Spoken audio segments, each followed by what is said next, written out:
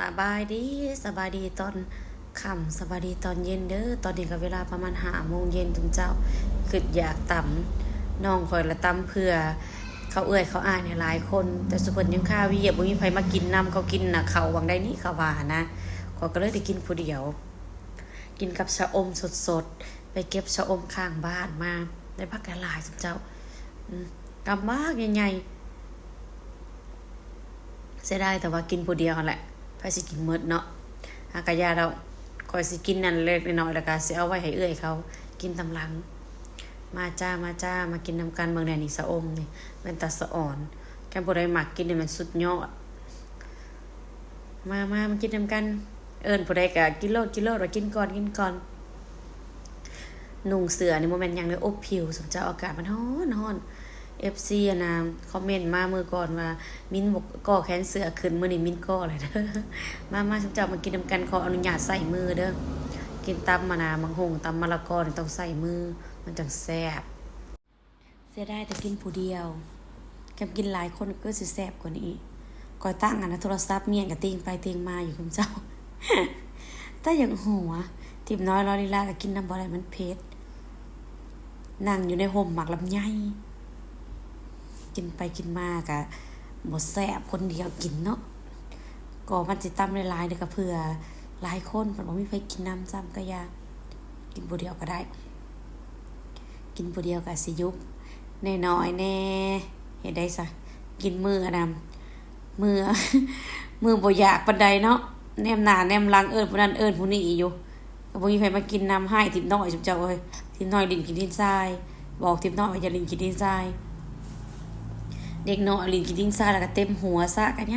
ากเพิ่นสิออกมาเป็นง่ายก็เลยให้ลูกไปซะมาเด้อกินชะอมนี่กินหลายมันก็เป็นโทษแม่นบ่สมเจ้าหรือว่าจังไดแต่ก็บ่ได้กินหมดดอกจนหลายก็คำหลายคนก็สิหมดอยู่ดอกอันนี้ผู้เดียวยิบมันบ่แซ่บได้กินผู้เดียวพอแนมซ้ายแนมขวานะเอิ้นผู้นั้นผู้นี้ได้สมเจ้าไผก็บ่มากินน้ำก็อยากกินผู้เดียวนี่ล่ะมื้อใดแคมได้ไปนั่นไปนี่ก็สิมีคลิปลงหลายอยู่ซุมเจ้ามื้อใดบ่ได้ไปก็สิมีคลิปน้อยแต่ก็บ่เป็นหยังเนาะเฮ็ดได้ซะ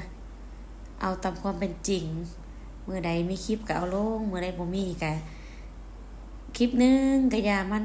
โอ้ข้อยละพี่บ้าเที่ยวแต่แปลงโทรศัพท์อยู่จังแม่นซาดข้อยละตั้งโทรศัพท์เมียนใกล้หลังเขาละปิ่นไปปิ่นมาแล้วว่ามาซูนโทรศัพท์ข่อยผักชะอมนะข่อยเก็บผักชะอมนะข้างบ้านผักชะอมบางเก่ามาเลยออกหลายชะอมค่ะเคล็ดลับจุนเจ้าข่อยมีเคล็ดลับในการอบผิวนี่แค่บ่ได้อยากขาวผิวใสแล้วมันต้องอบแบบนี้ร้อนๆนี่แหละร้อนๆช่วงเดือนเมษานี่แหละอบผิวน่ะสุดยอดเลยแต่พยายามอย่าไปตากแดดช่วงเมษาได้เพราะมันเป็นเดือนที่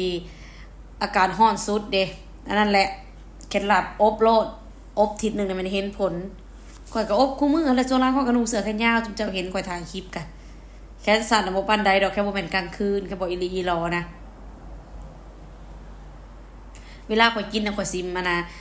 เด็ดแบบบ่อ่อนปานใดได้จุ๊บเจ้ากี้ไว้แบบม่วนเลยหั่นนะคือเฮาม่วนแบบผักบอกผักแวนตอนเฮากินแกงหน่อไม้หั่นแหละแบบนั้นแหละกินตำส้มนี่ก็คือกันไปเด็ดอ่อนๆน่ะมันบ่แบบบ่สะใจมันบ่ได้เคี้ยวคือเด็ดแบบนี้ก็เต็มปากเต็มคำกุ้ยคักแนมอยู่ได้จักไผสิมากินน้ำ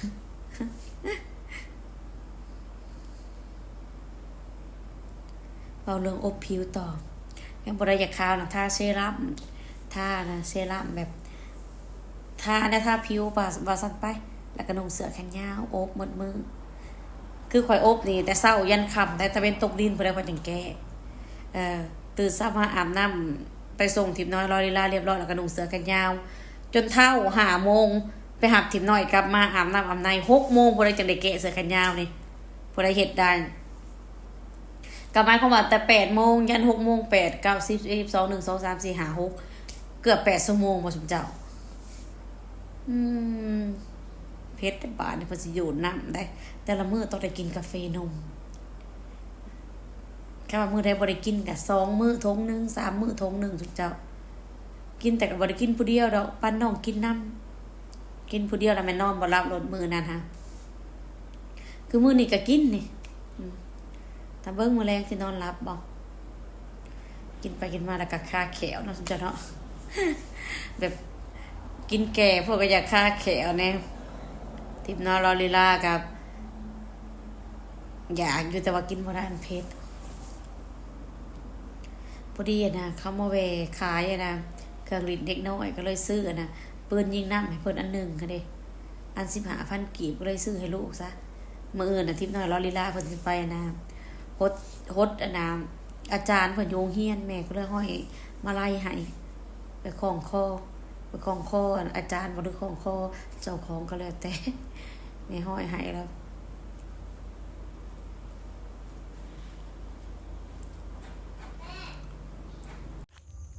กินไปกินมาก็อิ่มกับเจ้าเอ้ยกินผู้เดียวบ่มีไผกินนำสะอมกับบ้าไก่ลายตั้มก็เต็มจานคิดว่าเธอมาแลเขาหมู่เขาโคเขาเอ้ยเขาน้องสิกินน้ำบ่มีไผกินเขาก็ค่าหาเงินข่อยก็เลยกินผู้เดียวก่อนฝากกดไลค์กดแชร์กดคอมเมนต์ช่องมินอินดี้เด้อสุขมันร่ำรวยเด้อปีใหม่ลาวปีใหม่ไทยอยู่ดีมีแฮงไปมาก็คอยไปเด้อสุเจ้าเด้อขี่รถขี่ล่างย่านได้ปีใหม่ฟ้าใหม่กินเหล้าเมาสุราขี่รถไว้เนาะย่านทิพน้อยลอลีลากันอย่างโง่ไปโง่มาอยู่ชมกับชะอมข้างบ้านเหมือนเดิมไปเก็บยามใดกันยังหลายคือเก่าถึงจะปงแทปงว่าปงจนไม่มีไผกินมีแต่ตะข่อยนี่แหละแค่มันปงฝากเงินตะข่อยก็ไปเก็บเอามากินสองเอ้ยน้องมากินได้ชะอมนะกินแทกินว่ากินแล้วก็ว่าขอโทษน้ำปลากระเหม็นปัสสาวะกระเหม็นกินแล้วมันต้องไปทูแขวได้แค่โบทูแขวแล้วมันโบได้หมูนางไก่กับย่านเขาว่าโอ้ยปากอันนี้คือเหม็นแต่กินผู้เดียวก็บ่อยากแซ่บเนาะเจ้าเนาะเคลียไปเคลียมายิบไปยิบมากำลายคนเนี่ยว่าไอ้สิไปเรือสำนี่เขายังคาวิอ่ะเขาว่ากินก่อนโลดเจ้าเนาะสิกินตำหลัง ปีใหม่ฟ้าใหม่ก็บ่ได้ไปซ่าฉันจะภาคเสียงเอาเสียงมันแซวจากเด็กน้อยจากผู้ใหญ่ก็เลยภาคเสียงเอาฝากกดไลค์กดแชร์กดคอมเมนต์ช่องมินอีดีนี่เด้อเป็นกำลังใจให้ข่อยเด้อฉันจะเด้อข่อยก็กินผู้เดียวยิบไปยิบมากับอีกอย่างกับบ่อยากเนี่ยแต่ว่าน้องผัดตำขึ้นมาสู่หลายคนกินผัดเขาผัดบ่กินผู้เดียวก็เลยกินไปพอได้คลิปลงให้จุ๊เจ้าเบิ่งข่อยนะกินตำตอนนั้น4-5 โมงแต่ข่อยนะโหลดคลิปลงน่ะก็ลงพวกมือแล้วจุ๊เจ้าต่างแต่ว่าเน็ตมันช้า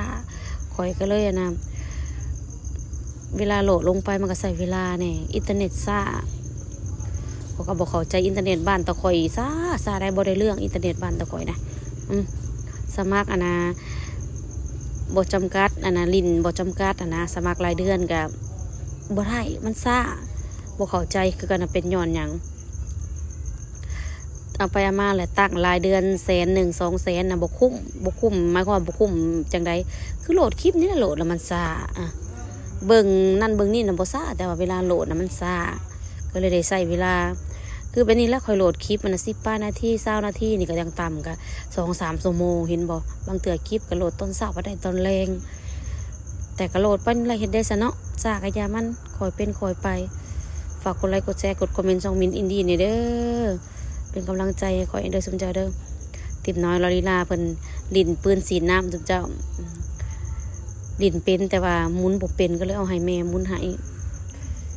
เป็นกำลังใจให้ข่อยเด้อสมเจ้าเด้อโศกมันร่ำรวยปีใหม่ฟ้าใหม่เฮ็ดหยังทำหยังก็ขอให้ขึ้นให้เกินเด้อวันที่16นี่ขอให้ถูกลอตเตอรี่